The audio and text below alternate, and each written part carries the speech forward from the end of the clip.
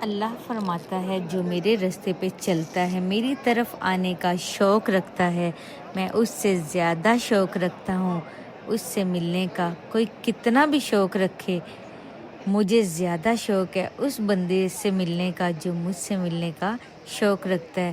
اللہ کے نبی نے پوچھا، یا اللہ، جو تیرے راستے پہ چلے اور تجھے دیکھ لے اور اس کے بعد کسی اور راستے پہ چل پڑے تو اس کا کیا حال ہوگا؟ تو اللہ نے فرمایا، اے میرے محبوب، اے میرے نبی، جو مجھے دیکھ لیتا ہے وہ کسی اور راستے پہ جاتا ہی نہیں۔ اس نے کہاں جانا ہے؟ اس نے مجھ کو جو دیکھ لیا۔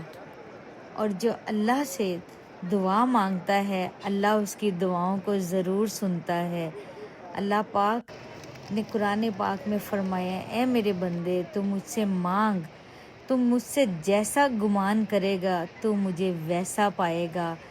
سبحان اللہ۔